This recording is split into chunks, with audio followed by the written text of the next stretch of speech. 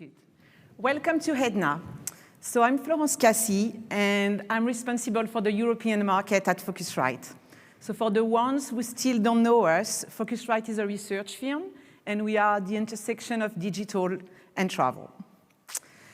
Our market sizing and consumer data have become industry standards now all around the world. And I'm excited today to dive into the latest European consumer survey that we've conducted in February. Every year, Phocuswright conducts a survey in the US, but also in Europe, with 5 top markets, the UK, France, Germany, Italy, and Spain. And this year, the survey was conducted in February. We interview 1,000 people per market. So first, let's start with a high-level overview of the global market. We had a wild ride over the past couple of years, right? But we are back.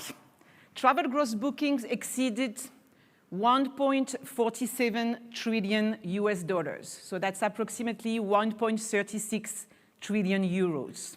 That's slightly higher than in 2019, and our research forecast continues growth over the next couple of years.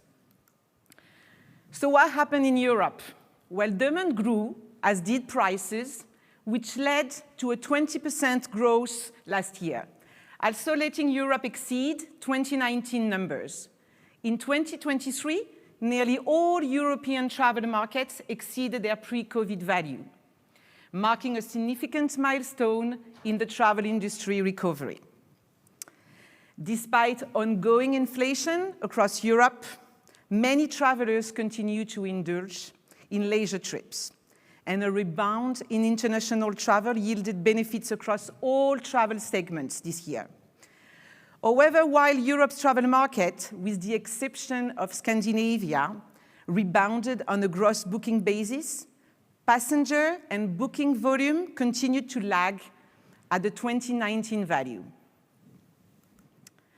The total travel market in Europe, in terms of gross bookings, as I said, exceeded pre-COVID levels in 2023 and increased by 20% to 327 billion euros. We've seen single-digit annual growth, and that will be the case again through 2027, when the European travel market is expected to reach 403 billion euros.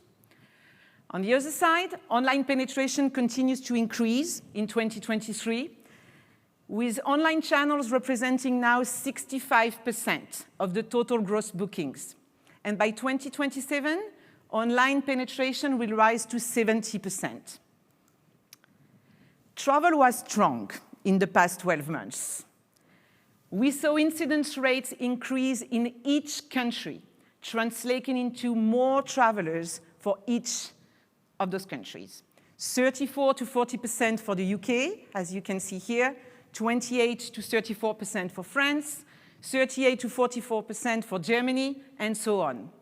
The growth experience over the past year was not just in total across those 5 geographies, but also across all the age groups. So the good news and a main driver for the growth is that, yes, Europeans remain very eager to travel, and many continue to prioritize spending on leisure trips, even while facing economic challenges and shifting their travel, shopping, and booking activities. That remains the #1 priority. While some priorities shifted, obviously, during the pandemic, and we've all been through that, travel has been and remained the #1 spending category. So not only people are more traveling, but it's also increasing in priority when it comes to discretionary spend. We ask travelers to prioritize their discretionary spend across a variety of categories, like fashion, beauty, reading, health, and travel. And year over year, travel rates the highest.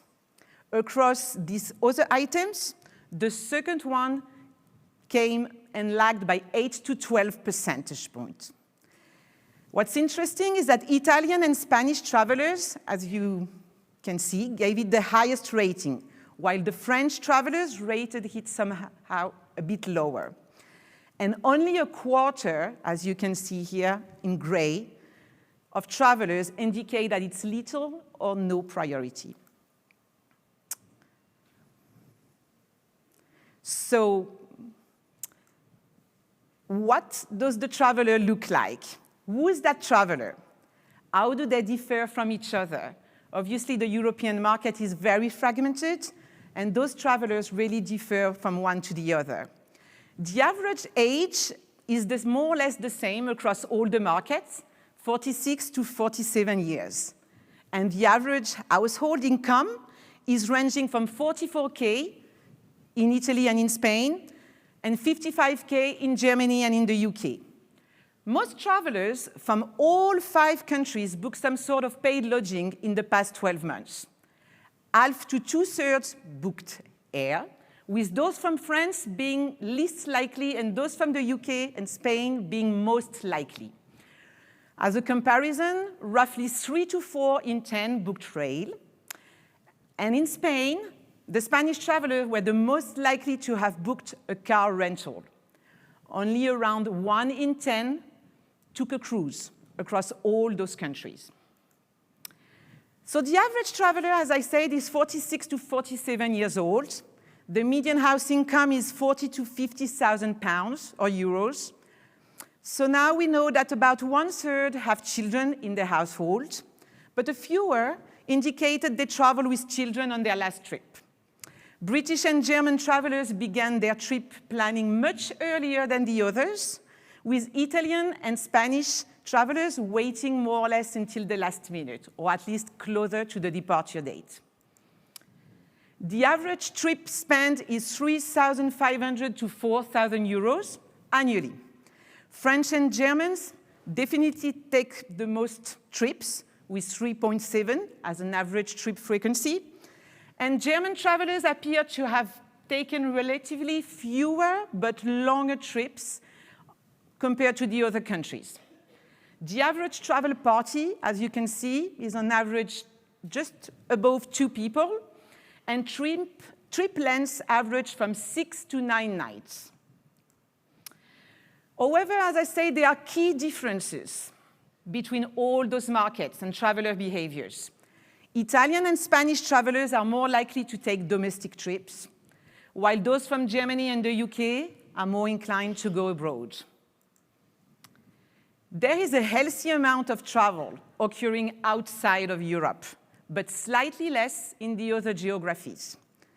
The younger travelers are more likely to travel outside of Europe, while older travelers are more likely to stay within their own country or inside of Europe at least.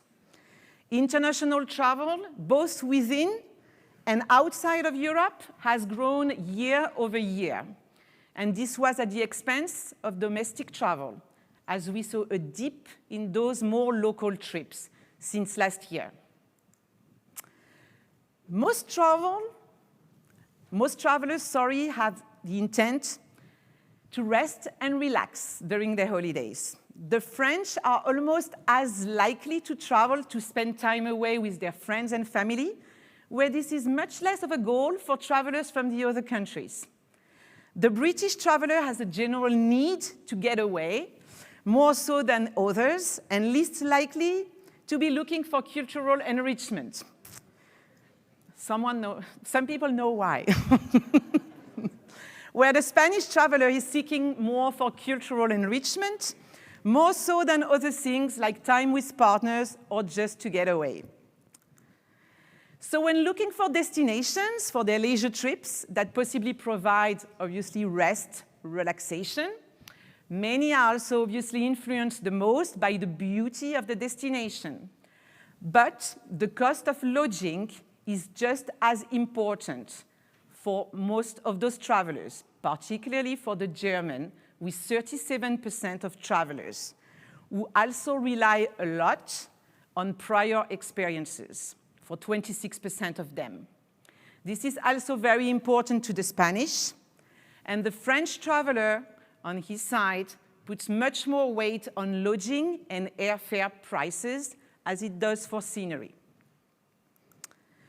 Many travelers from all 5 countries mixed work and leisure. And I think that's one of the post-COVID effects. About half worked remotely during a leisure trip, and nearly a quarter, and especially from France and Spain, added leisure to a business trip.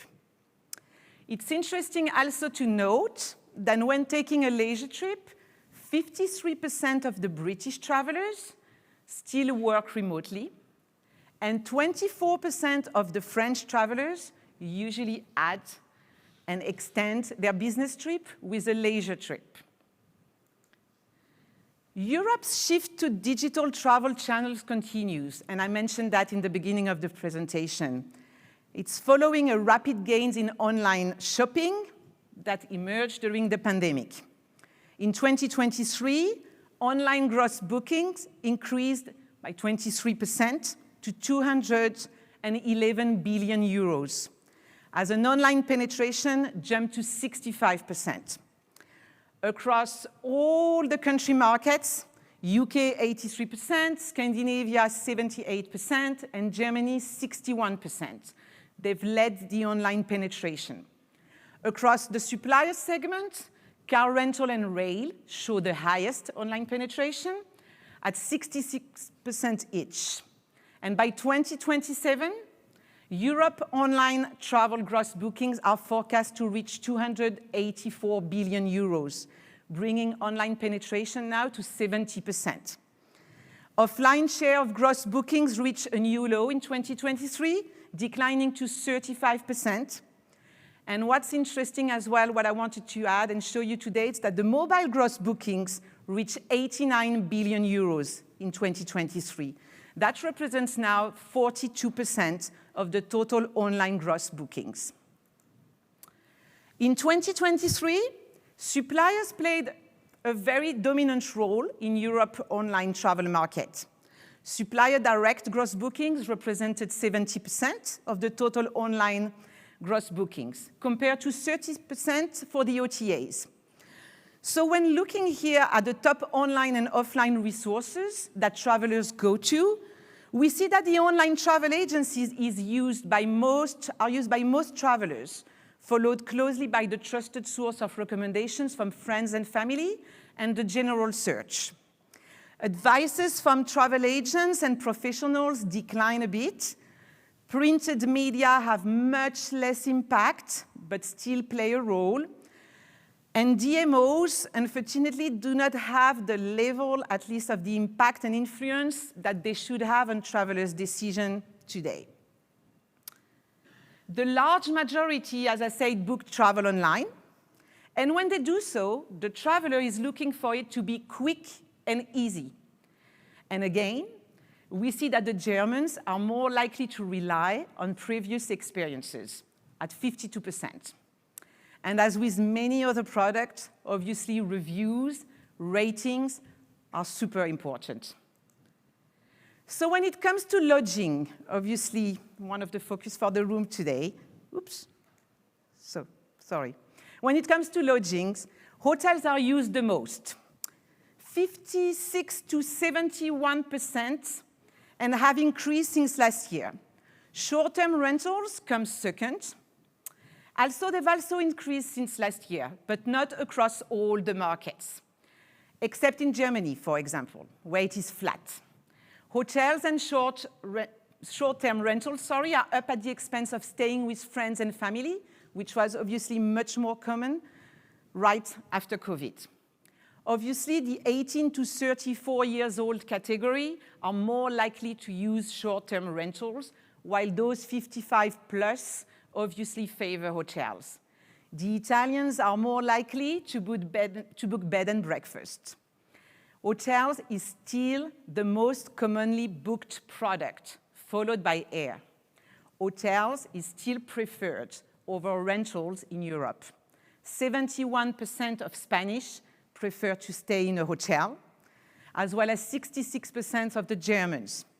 Except the French travelers, showing an interest in vacation rental, much more stronger than the others, with 44%. And again, the French traveler is a bit more concerned by the inflation and prices increases.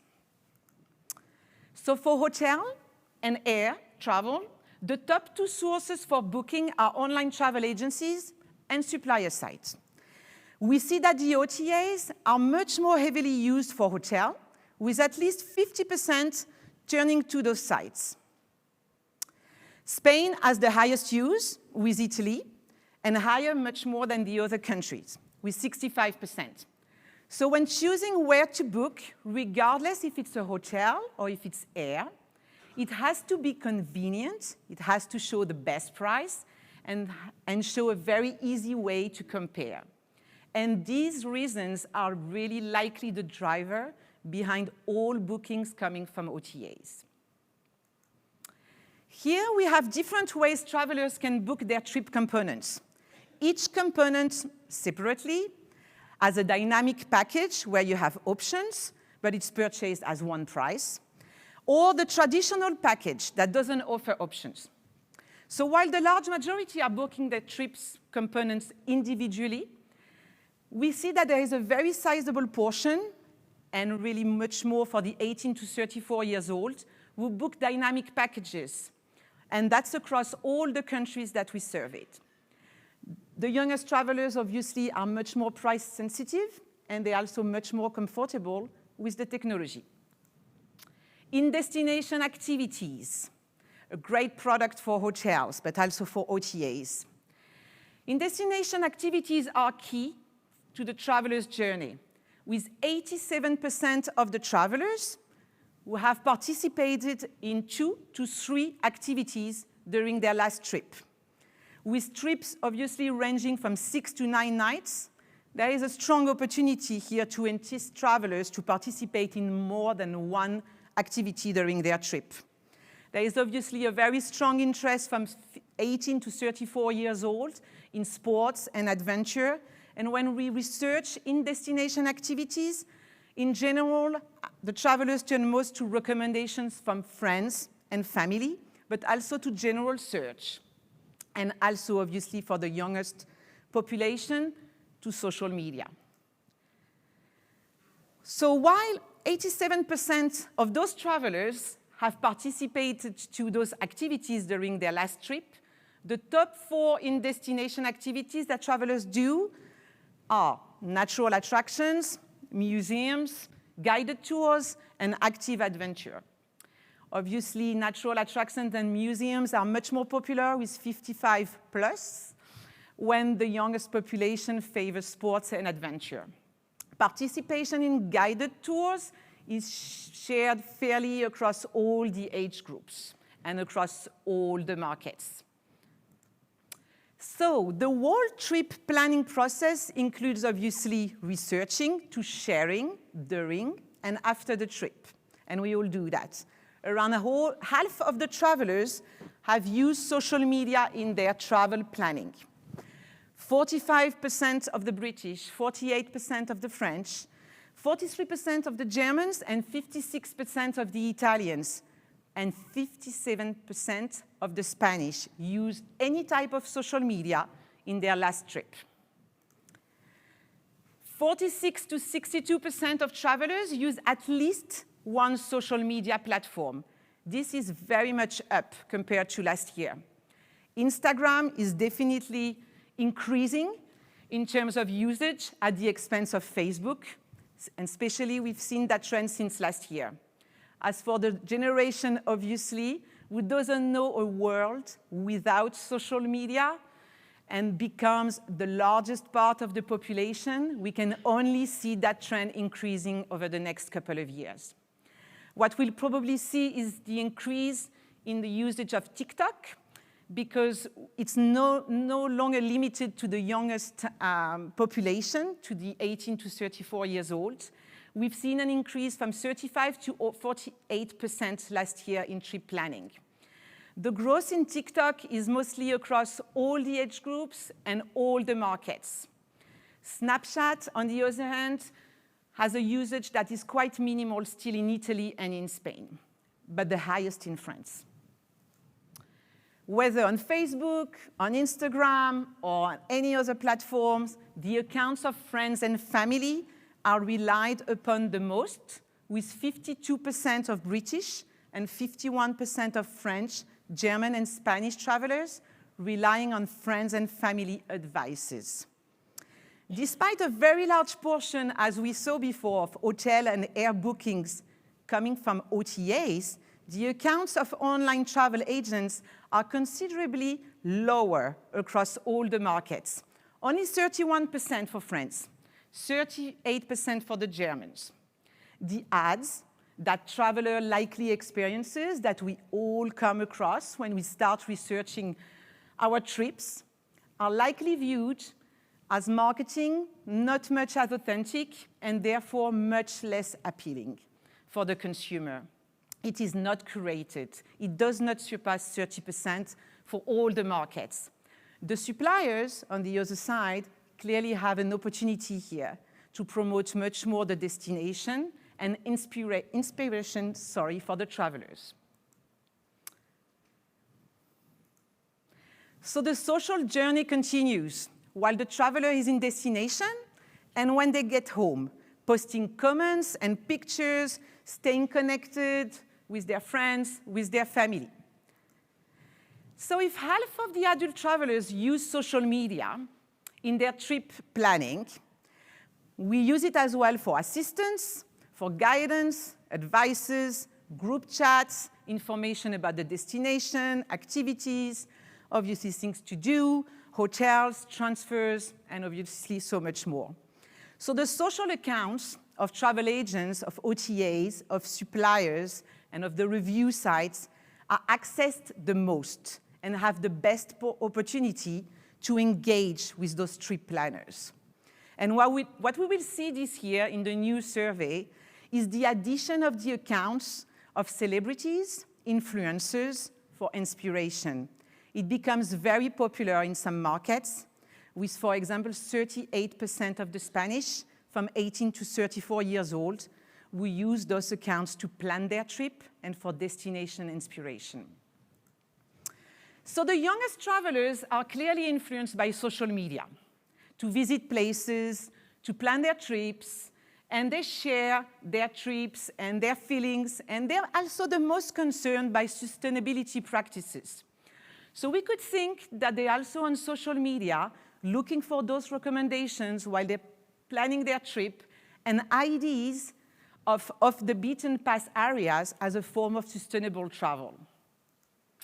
Sustainability is obviously a word thrown around the industry more now than ever. But actually, what do travelers say about it? Well, the Americans and the British are the most willing to pay the extra for sustainable options. And around 1/3 of travelers are willing to pay more to stay in eco-friendly hotels, which comes at the very top, followed by local food, local meals.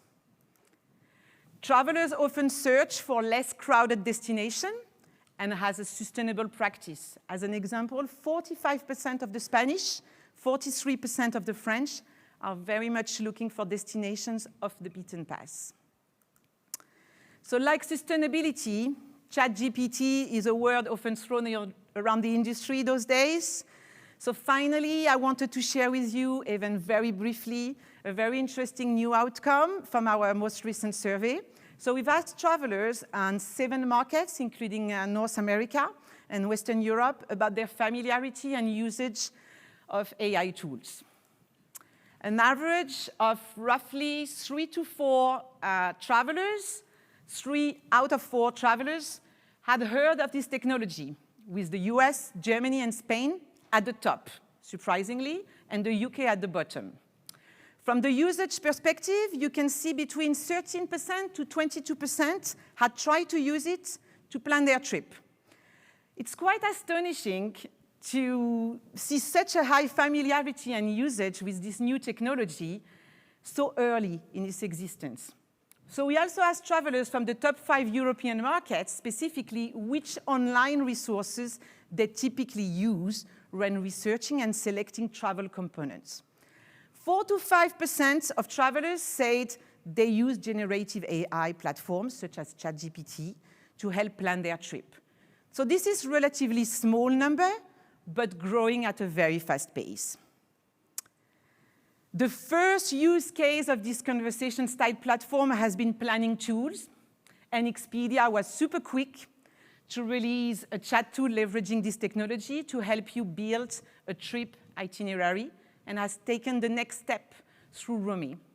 So while it's very easy to ride the wave of expectation and think that this technology is going to disrupt the industry overnight, well, it might take a bit longer. It will certainly have an impact, and we will need some time to really have this tool prove itself. With that said, as we look out at Phocuswright 10 years from now, we suspect that we are clearly underestimating the impact of this technology on our industry. So what about the future? So as I said, there was a record number of travelers across all the countries, across all the age groups, and with growth up to 38% for some of the countries. Travelers went further from home, with growth in international markets, travel inside and outside of Europe. Almost all those travelers who took a trip in the last 12 months plan to take another trip at least in the next 12 months.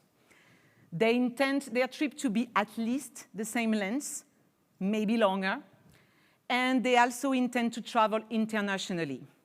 This also means their budget is very likely to remain the same or to become much higher.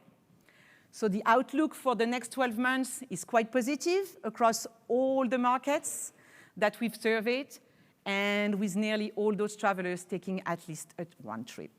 I thank you very much for your attention. And if you have any questions,